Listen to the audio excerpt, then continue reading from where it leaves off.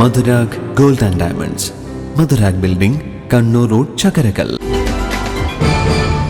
പറശ്ശിനിക്കടവിൽ March മാസത്തോടെ 120 പേർക്ക് സഞ്ചരിക്കാവുന്ന അത്യാധുനിക ടൂറിസ്റ്റ് AC ബോട്ട് എത്തിക്കുമെന്ന് ഗതാഗത മന്ത്രി KB ഗണേഷ് കുമാർ പറഞ്ഞു.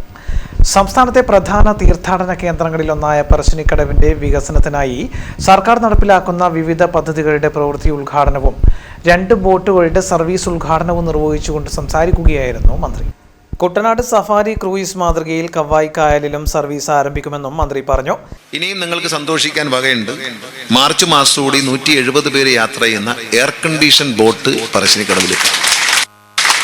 നമ്മളെല്ലാ കാര്യത്തിലും ആധുനികവൽക്കരണത്തിന്റെ പുതിയൊരു യുഗത്തിലേക്ക് കാലുവയ്ക്കുകയാണ്. KSRTC ബസ്സുകൾക്ക് വന്ന മാറ്റം പോലെ, KSRTC ബസ് സ്റ്റേഷനുകൾക്ക് വരുന്ന മാറ്റം പോലെ ഇടതുപക്ഷ ജനാധിപത്യ മുന്നണി സർക്കാർ കേരളത്തിലെ പ്രധാനപ്പെട്ട എല്ലാ ബസ് സ്റ്റേഷനുകളെയും വിമാനത്താവളത്തിന്റെ നിലവാരത്തിലേക്ക് ഉയർത്തുകയാണ്. നിങ്ങൾക്ക് വരുന്ന ആളുകളിൽ കാണാം, കേരളത്തിൽ പുതിയതായി എറണാകുളത്തും തൃശ്ശൂരും അടക്കം കേരളത്തിൽ നിർമ്മിക്കുന്ന KSRTCയുടെ ബസ് സ്റ്റേഷനുകൾ വിമാനത്താവളങ്ങളോട് കിടപിടിക്കുന്ന തരത്തിലുള്ള ഡിസൈനാണ് ചെയ്യുന്നത്. അല്ല സാധാരണ ഒരു കെട്ടിടം വെച്ച് പോവുക എന്നുള്ളതല്ല.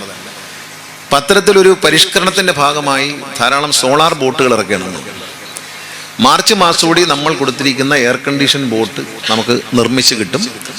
ആ കിട്ടുന്ന ആദ്യത്തെ എയർ കണ്ടീഷൻ ബോട്ട് പറശ്ശിനിക്കടവിലേക്ക് വരും, ഇവിടുത്തെ ടൂറിസം ഓപ്പറേഷന് വേണ്ടിയിട്ട്.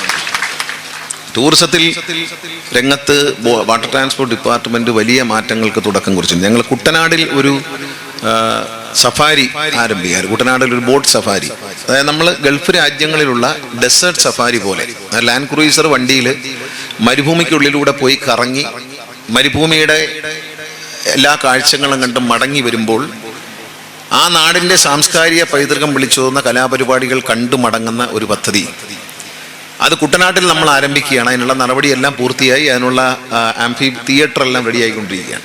സംസ്ഥാന സർക്കാരിന്റെ വിവിധ ഫണ്ടുകളിൽ നിന്നായി 3.5 കോടി രൂപ ചെലവഴിച്ച് വിപുലീകരിക്കുന്ന ബോട്ട് ടെർമിനൽ, 1 കോടി രൂപയുടെ പറശ്ശിനിക്കടവ് നദീ സംരക്ഷണ പദ്ധതി, 2.84 കോടി രൂപയുടെ പറശ്ശിനിക്കടവ് സൗന്ദര്യവൽക്കരണം എന്നിവയുടെ പ്രവൃത്തി ഉദ്ഘാടനം പറശ്ശിനിക്കടവ് ക്ഷേത്ര പരിസരത്ത് നിർവഹിച്ച ശേഷം പറശ്ശിനിക്കടവിൽ സർവീസ് തുടങ്ങിയ പുതിയ 2 ബോട്ടുകളും മന്ത്രി നാടിന് സമർപ്പിച്ചു.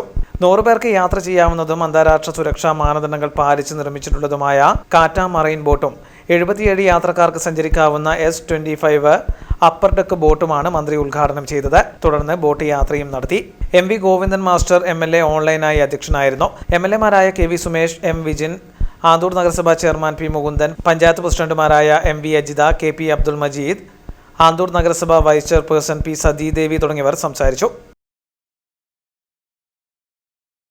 കരുതലിന്റെ സ്നേഹസ്പർശം AKG memorial cooperative hospital, Kannur.